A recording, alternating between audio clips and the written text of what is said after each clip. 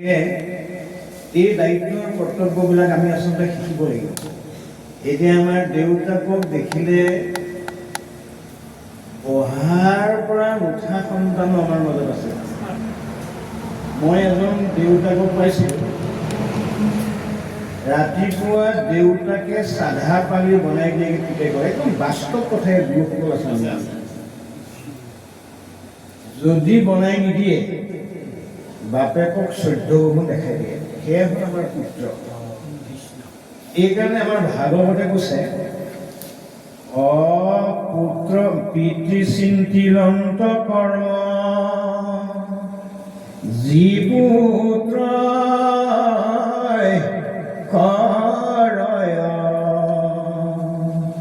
পুত্ৰম পুত্ৰক বুলি জানাবে কয়। দেউতাকে চিন্তা কৰা কথাখিনি পুত্ৰই যদি কৰি পেলায় তাক বেদে উত্তম পুত্ৰ বুলি কৈছে।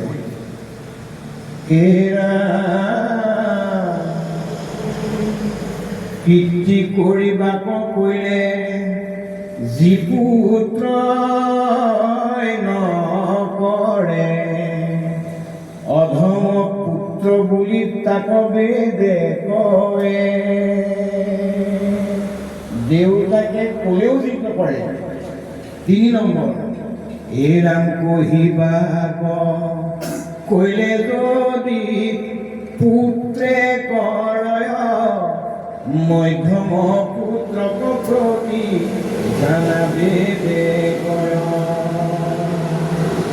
দেউতাকে নকলে লৰচৰ নহয়, ক'লে কিন্তু মানিব। নকলে লৰচৰ নোহোৱা পুত্ৰ আছে, তাক মধ্যম পুত্ৰ বুলি কৈছে।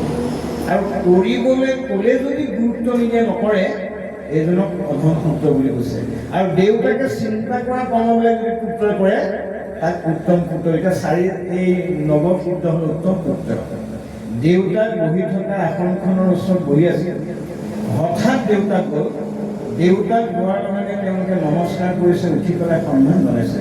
সেই পুত্ৰক কোনোবা পিতৃয়ে বেয়া পাবনে বাৰু? গতিকে এই 100 জনৰ ভিতৰত এই 9 জন হ'ল ভাগৱতে দিয়া স্থান। অন্যকেইটাই কিন্তু স্থান প্ৰাপ্তি নাই কৰা। কিয়? দেউতাকৰ কথাই নামানে, ঈশ্বৰৰ কথাই নামানে। গতিকে ঈশ্বৰে আপুনি বাস্তৱ জগতত আপোনাৰ ল'ৰাটোৱে যদি আপোনাৰ কথা এটাও নামানে, আপুনি নিশ্চয় এটা বেয়া ভাৱ আপোনাৰ মনত আহিব, একদম আহিব। চাবচোন, গতিকে আজি ঋষভৰ কিমান আদৰ্শৱান পুত্ৰ 9 জন পালে। এতিয়া 9 জন পুত্ৰই দেউতাকক বিহুৰ দিনা গামোচাখন দি সেৱা কৰাটোৱে সেৱা বুলি কোৱা নাযায়। মনত ৰাখিব কথাটো। এতিয়া আমাৰ বহু ভাগ যে তেনেকুৱা আছে, 12 মাহ গালি পাৰিব স্বামীক, বছৰেকত ধুনীয়া ফুলাম গামোচাখন দি পেলাই সেৱা কৰে। এইটো সেৱা হ'ল নেকি? এইটো আমাৰ ক'তো পোৱা নাই। নিত্যভাৱে যদি স্বামীৰ কথা ভাৰ্যাই মানে, ভাৰ্যাৰ কথা যদি স্বামী মানে, সেই গুণ সেৱা হ'ল। নিত্যভাৱে যদি ল'ৰাৰ কথা ল'ৰাই দেউতাকৰ কথা মানে, তাতকে সেৱা বেলেগ আছেনে বাৰু? একো কথা নামানে সেৱা এটা কৰিলে এইটো সেৱা হ'ল নেকি বাৰু? গতিকে এই সেৱাটোৰ পৰা আমি আঁতৰি নিত্যভাৱে সেৱা নমস্কাৰ কৰাটোৱে হ'ল পুত্ৰৰ দায়িত্ব। যে মুহুৰ সেৱাৰ যোগ্য মনুষ্য কৰিয় তাকে সে বুলয় গৃহ দানাত মহা বীৰ। যে মানুহৰ শৰীৰ পাই যদি তুমি মুক্তি পথৰ সন্ধান লাভ কৰিব নোৱাৰা, অন্য জীৱই কেতিয়াও মুক্তি লাভ কৰিব নোৱাৰে। তোমালোকে এই কৰ্মটো কিন্তু কৰিব লাগিব। এতিয়া আমাৰ কাজু বাপে কোৱাৰ দৰে, শাস্ত্ৰ গুৰু সবে শিষ্যক কৃপায়ে শুদ্ধ উপদেশ দিব। শিষ্য সবে শুদ্ধে ভাৱে নাচৰিলে তাৰা সবে কি কৰিব? 256 নম্বৰ ঘোষণা যোগান মহাপুৰুষ মাধৱদেৱে ঘোষণা কৰিছে। কিন্তু আপুনি সঠিক শিক্ষাটো বা জ্ঞানটো পুত্ৰক দিছে নাই? যদি দিয়া নাই, দুখটো আপোনাৰ হ'ব।